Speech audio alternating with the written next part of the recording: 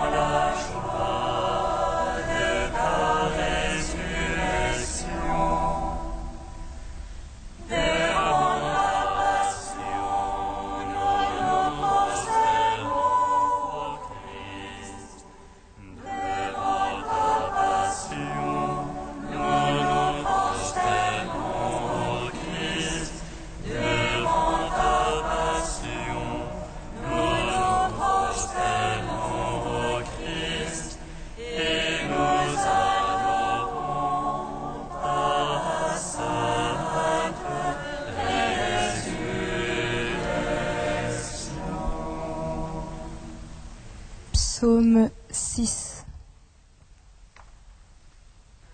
Seigneur, ne me châtie point dans ta colère. Dieu, ne me reprends point dans ta fureur. Pitié pour moi, Seigneur, je suis sans force.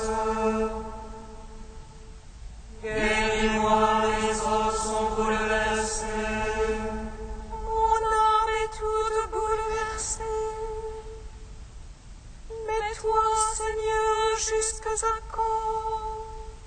Reviens, Seigneur, délivre mon âme. Sauve-moi en raison de ton amour. Car dans la mort, nul souvenir de toi. Dans les enfers, qui te louerait? Je me suis épuisé en gémissement. Chaque nuit je baigne ma couche. De mes larmes, j'arrose mon lit. Mon œil est rongé de pleurs. J'ai vieilli entouré d'oppresseurs. Loin de moi tous les malfaisants. Car le Seigneur entend la voix de mes sanglots. Le Seigneur accueillera ma prière. Mes ennemis confondus bouleversés. Reculeront soudain confondus. Psaume 26. Le Seigneur est ma lumière et mon salut. De qui aurais-je crainte? Le Seigneur est le rempart de ma vie. Devant qui tremblerais-je? On s'avance contre moi les méchants pour dévorer ma chair. Ce sont eux l'ennemi adversaire qui chancellent et succombent. Qu'une armée vienne camper contre moi. Mon cœur est sans crainte. Une guerre éclate contre moi. J'ai là ma confiance. Une chose qu'au Seigneur je demande, la chose que je cherche, c'est d'habiter la maison du Seigneur tous les jours de ma vie. De savourer la douceur du Seigneur, de rechercher son palais. Car il me donne en sa hutte un abri au jour de malheur. Il me cache au secret de sa tente, il m'élève sur le roc. Et maintenant ma tête s'élève sur mes rivaux qui m'entourent. Et je viens sacrifier en sa tente des sacrifices d'ovation. Je veux chanter, je veux jouer pour le Seigneur, c'est lui mon secours. Écoute, Seigneur, mon cri d'appel, pitié, réponds-moi. De toi mon cœur agit, cherche sa face. C'est ta face, Seigneur, que je cherche, ne me cache point ta face.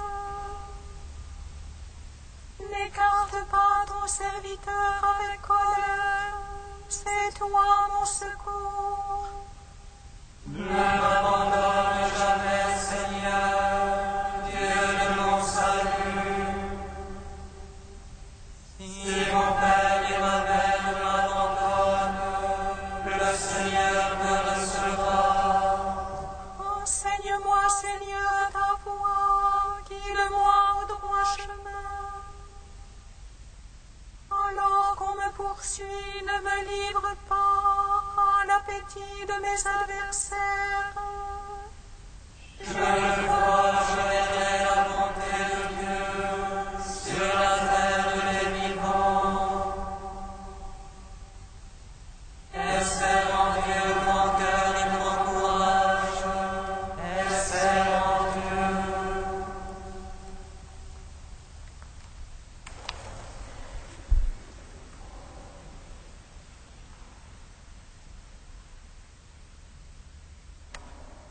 Lecture de la première lettre de Saint Pierre apôtre.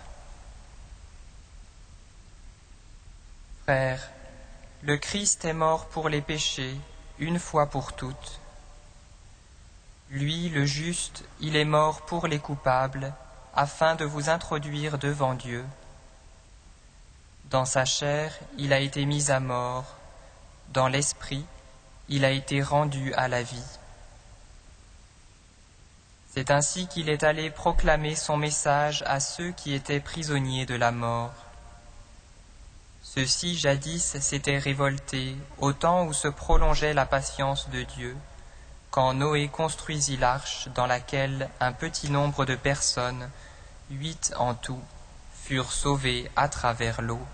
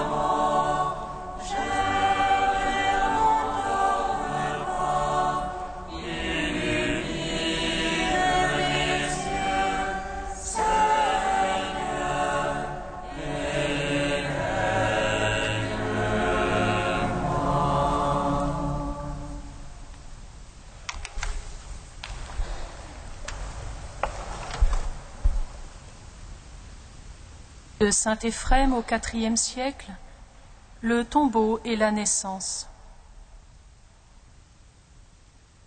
Il est impossible au Christ de naître et de mourir autrement que formé des mêmes membres que nous.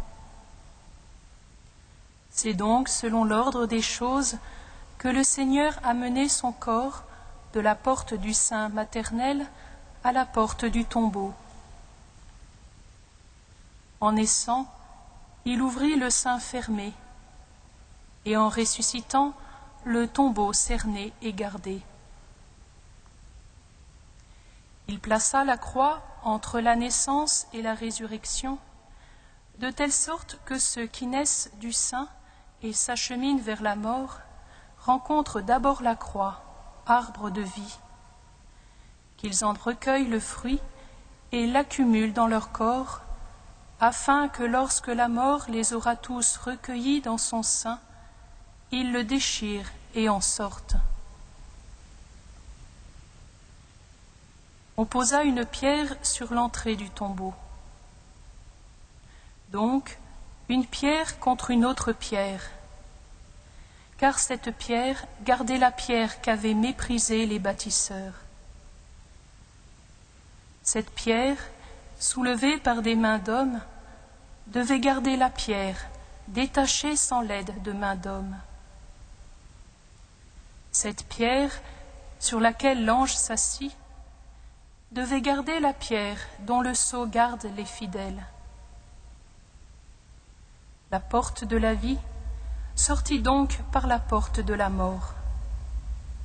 C'est la porte du Seigneur, car les justes entrent par elle.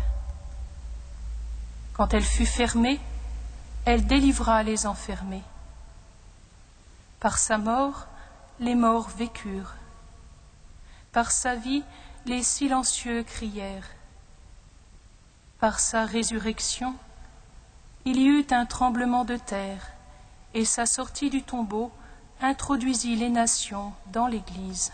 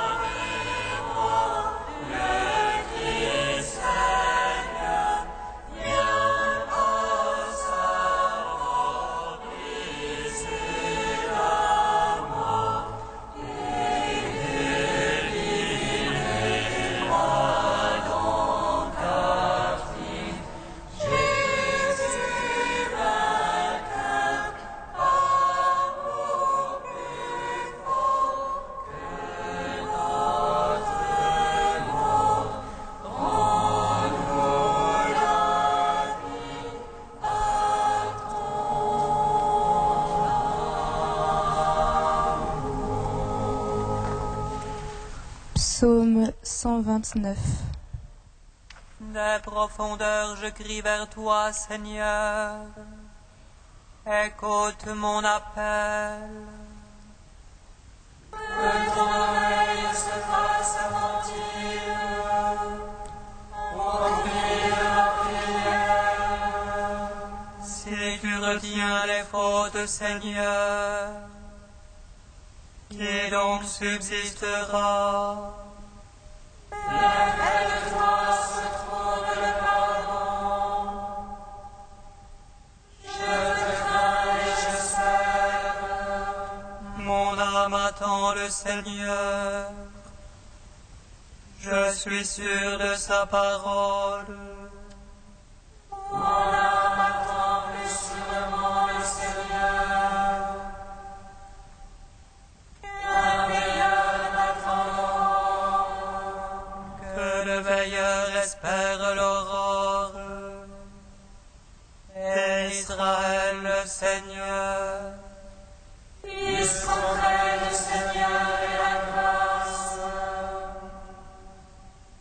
L'abondance du rachat. C'est lui qui rachètera Israël de toutes ses fautes. Cantique de Jonas, page 329. Dans ma détresse, je crie vers le Seigneur, et lui me répond. Du ventre des enfers j'appelle, tu écoutes ma voix. Tu l'as acheté au plus profond du cœur des mers, et le flot m'a cerné.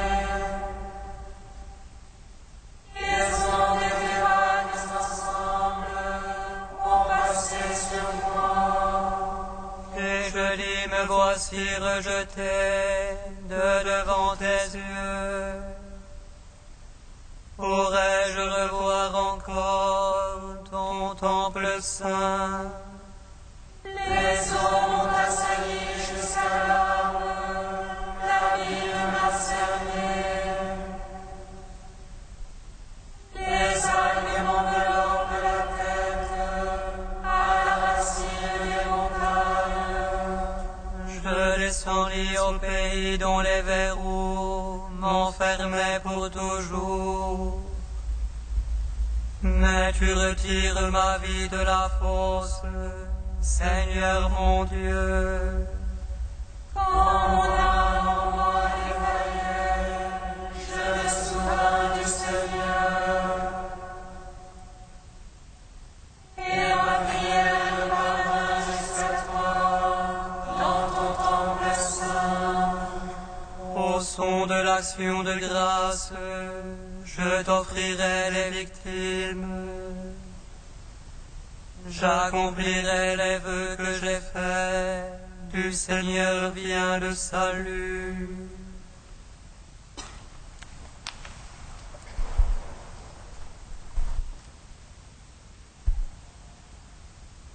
Adam de Persaigne au XIIe siècle, l'attente de la résurrection. Venez, puisons joyeusement aux sources du Sauveur. Voici que notre Consolateur est retourné au Père. En inclinant la tête, comme un véritable obéissant, il rend l'esprit. Il s'en va, le bon pasteur, le maître sage, notre Seigneur, le doux ami, le tendre Père. Et nous autres, orphelins, qu'allons-nous devenir? Le voyez-vous? La nature inanimée ne souffre pas qu'il quitte son corps, mais tout entière, elle s'adonne aux lamentations. Le soleil s'est obscurci parce qu'au coucher de la véritable lumière, il a pris l'attitude de la lamentation. La terre tremble, les rochers se fendent, le voile du temple se déchire, manifestant la protestation des éléments devant la mort de celui qui les créa. Ah, quelle serait inconsolable notre désolation si nous n'avions confiance dans la proximité de la résurrection. Tout de suite, il va ressusciter des morts. Nous ferons bien de ne pas abandonner son tombeau, mais avec les saintes femmes, achetons des aromates pour oindre le corps de ce mort. Plaise à Dieu que Jésus, à son retour des enfers, nous trouve occupés à disposer les aromates pour embaumer son corps, c'est-à-dire les membres de l'Église, en particulier les méprisés et les pauvres, avec les parfums de la bonté et de la miséricorde. Et quand l'amour ressuscité se redonnera à Madeleine, il ne refusera pas de nous faire participer à sa liesse. Oh, que nous serons heureux si en nos cœurs vient à briller la splendeur de la résurrection.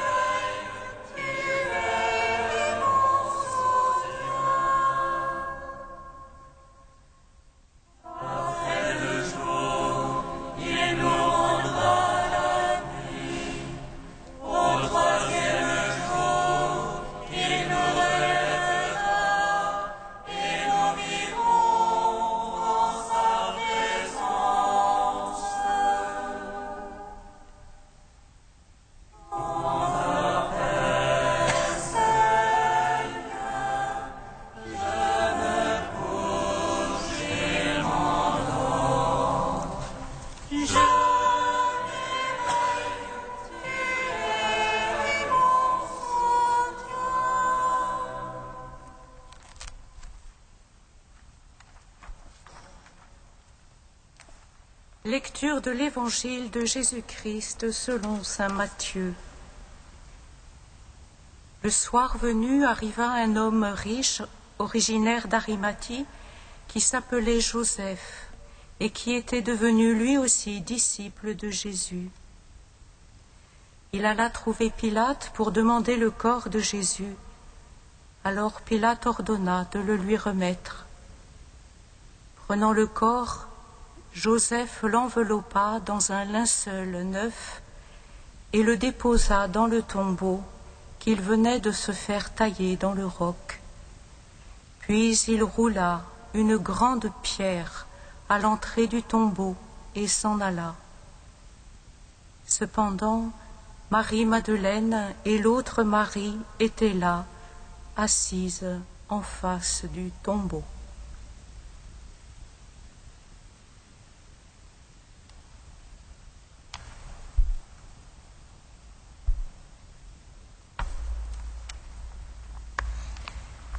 Samedi saint, tout est achevé, l'immense consécration est accomplie. Sachant que le Père avait tout remis entre ses mains, qu'il était venu de Dieu et qu'il s'en allait vers Dieu, Jésus a maintenant tout remis au Père. J'ai manifesté ton nom aux hommes que tu as tirés du monde pour me les donner. Ils étaient à toi et tu me les as donnés et ils ont gardé ta parole. Maintenant, je viens à toi. Père Saint, comme tu es en moi et moi en toi, qu'eux aussi soient un en nous, et que l'amour dont tu m'as aimé soit en eux et moi en eux.